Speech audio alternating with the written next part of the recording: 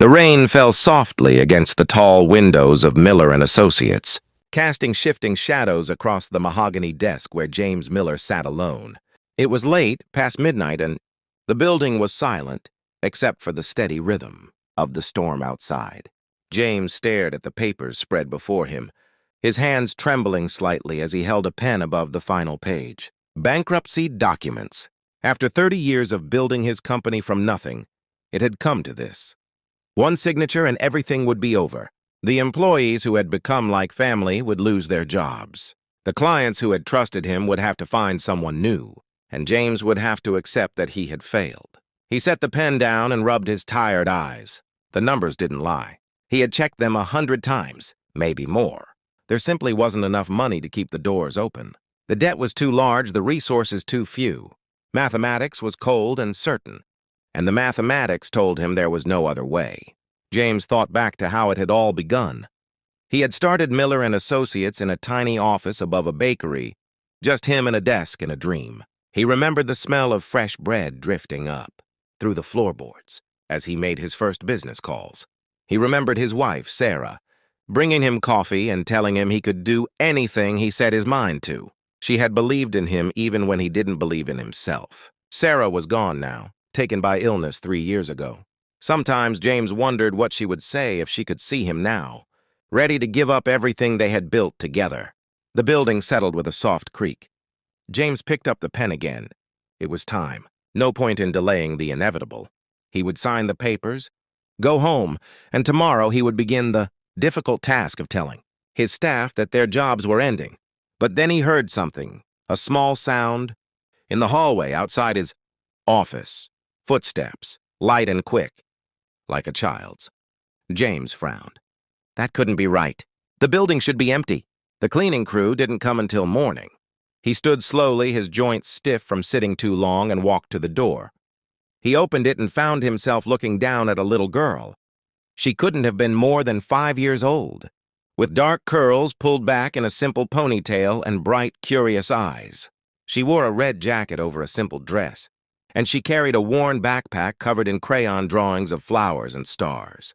She looked up at James without fear, tilting her head slightly as if she were the one surprised to find someone there.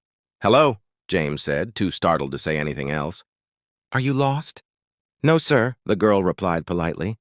"My mama cleans offices. She's downstairs. I was supposed to wait for her, but I got bored and wanted to explore." James glanced down the empty hallway. He should probably help this child find her mother, but something made him hesitate. There was something peaceful about her presence, something that eased the tightness in his chest. "What's your name?" he asked. "Emma," she said. "What's yours?" "James, I work here." "Well, I own this company. For now, anyway." Emma nodded seriously as if this made perfect sense. Then she noticed the open door behind him and the papers scattered across his desk. "Are you working very late?" she asked. "Yes," James said. "I'm finishing something important." "Can I see?" James almost said no. What would a 5-year-old care about bankruptcy documents? But something in her earnest expression made him step aside. "All right, but just for a moment. Then we should find your mother." Emma walked into his office with the confidence of someone much older. She climbed onto the chair across from his desk, the chair where countless clients and partners had sat over the years, and looked at the papers with genuine interest. "That's a lot of numbers," she said. "Yes," James agreed. "Too many numbers, actually. And they all add up to something I don't want them to add up to." Emma studied the documents, her small face serious. James found himself smiling despite everything. There was something wonderfully absurd about discussing his company's financial collapse with a kindergartner. Then Emma leaned forward, pointing at one of the spreadsheets.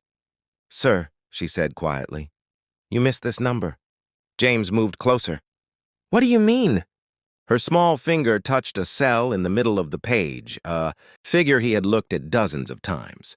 "This one," she said. "It's hiding." James looked more carefully. The number Emma was pointing to was part of an old account, one he had thought was empty. He had checked it months ago during his first round of desperate calculations. But now, looking at the date of the last update, he realized he had made an error. He had been looking at an outdated report. The account hadn't been empty. It had simply been transferred to a different ledger system during an update. His heart began to beat faster. He pulled his laptop closer, fingers flying across the keyboard as he accessed the current banking records. The account was there. Not only was it there, but it contained a substantial balance, money from a long-term investment that had matured 2 months ago, money he had completely forgotten about in his exhaustion and despair. James sat back in his chair, staring at the screen. It wasn't enough to solve every problem. The company would still face challenges. There would still be difficult decisions ahead, but it was enough to keep the doors open, enough to pay his employees, enough to buy time to find real solutions instead of simply surrendering. "Emma," he said slowly, "you might have just saved this company." The little girl smiled. "Is that good?"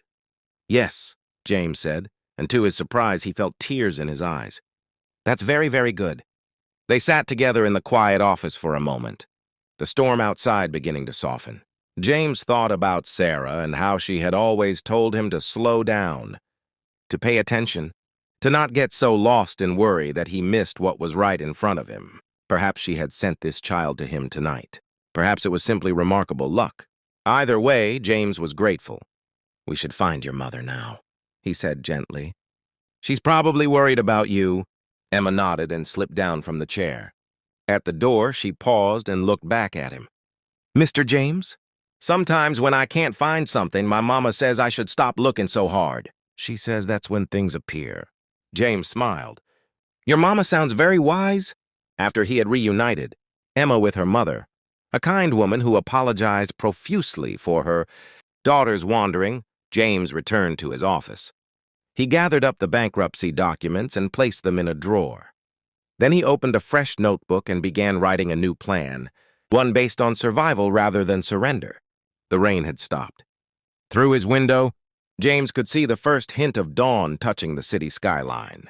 He picked up his phone and began making a list of everyone he needed to call. His employees would keep their jobs, the company would continue, and James Miller had learned that sometimes the most important things are the ones we almost overlook. All because a 5-year-old girl had taken the time to really look